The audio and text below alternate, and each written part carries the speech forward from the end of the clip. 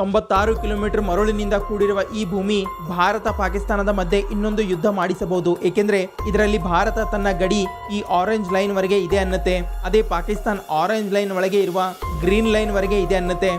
ಇದಾಗಿದೆ ಗುಜರಾತ್ ನ run of ಕಚ್. ಇದು ಪಾಕಿಸ್ತಾನದ ಸಿಂಧ್ ಪ್ರದೇಶ.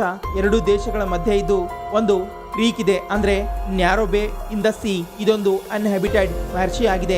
ಮುಂದೆ ಹೋಗಿ ಅರಬ್ಬಿ ಸಮುದ್ರಕ್ಕೆ ಸೇರಿಕೊಳ್ಳುತ್ತೆ. ಮೊದಲು ಇದನ್ನ ಬಾಣಗಂಗಾ ಅಂತ ಇದ್ರು, ಆದರೆ ಬ್ರಿಟಿಷರು ಇದರ ಹೆಸರು ಸರ್ ಕ್ರೀಕ್ ಅಂತ ಬದಲಾವಣೆ ಮಾಡಿದ್ರು. ಸ್ವಾತಂತ್ರ್ಯಕ್ಕಿಂತ ಮೊದಲು ಸಿಂಧ್ ಮತ್ತೆ ಗುಜರಾತ್ ಎರಡು ಬಾಂಬೆ ರಾಜ್ಯದಲ್ಲಿ ಬರ್ತಾ ಇದ್ವು. ಆಗ ಸಿಂಧ್ ಮತ್ತೆ ಗುಜರಾತ್ ಮಧ್ಯೆ ಈ ಪ್ರದೇಶದ ಸಲುವಾಗಿ ಯುದ್ಧ ನಡೀತಾ ಇತ್ತು. ಅದಕ್ಕೆ ಬಾಂಬೆ ಪ್ರೆಸಿಡೆನ್ಸಿ ಒಂದು ಕಾನೂನು ತರುತ್ತೆ. ಸರ್ ಕ್ರೀಕ್ ಒಂದು ಮಣ್ಣು ಕೆಸರಿನಿಂದ ಕೂಡಿರುವ ಭೂಮಿಯಾಗಿದೆ. ಅದಕ್ಕೆ ಹಡಗುಗಳು ಇಲ್ಲಿಂದ ಮುಂದೆ ಹೋಗೋದಿಲ್ಲ. ಅದಕ್ಕೆ ಈಸ್ಟ್ ಬ್ಯಾಂಕ್ ವರೆಗೆ ಪೂರ್ತಿ ಪ್ರದೇಶ ಸಿಂಧ್ಗೆ ಸೇರಿದೆ ಅನ್ನತ್ತೆ. ಆದರೆ ಸ್ವಾತಂತ್ರ್ಯದ ನಂತರ ಭಾರತ ಇದನ್ನ ಇಂಟರ್ನ್ಯಾಷನಲ್ ಬೌಂಡ್ರಿ ಲಾ ವರೆಗೆ ಚಾಲೆಂಜ್ ಮಾಡುತ್ತೆ. ಇದರಲ್ಲಿ United nation conversation on the law ಹೇಳುತ್ತೆ, ಎರಡೂ ದೇಶಗಳ ಮಧ್ಯೆ ನದಿ ಅಥವಾ ದಾರಿ ಇದ್ರೆ ಗಡಿ ಅದರ ಮಧ್ಯೆ ಇದೆ ಎಂದು ಒಪ್ಪಿಕೊಳ್ಳಬೇಕಾಗುತ್ತೆ. ಮತ್ತೆ ಭಾರತದ ವಾದ ಕೂಡ ಇದೇ ಆಗಿದೆ. ಏಕೆಂದ್ರೆ ಇದರಿಂದ ಭಾರತದ ಅರಬ್ಬಿ ಸಮುದ್ರದ ಎಕ್ಸ್ಕ್ಲೂಸಿವ್ ಎಕನಾಮಿಕ್ ಝೋನ್ ನಿರ್ಮಾಣ ಆಗುತ್ತೆ. ಇದು ಭಾರತದ ಗಡಿ ಭದ್ರತೆ ಮತ್ತು ಸಾವಿರಾರು ಮೀನುಗಾರರಿಗೆ ಸಹಾಯ ಮಾಡುತ್ತೆ. ಇಲ್ಲಿರುವ ಆಯಿಲ್ ಮತ್ತೆ ಗ್ಯಾಸ್ ಖನಿಜಗಳನ್ನ ಭಾರತ ಮುಂದೆ ಎಕ್ಸ್ಪ್ಲೋರ್ ಮಾಡಬಹುದು.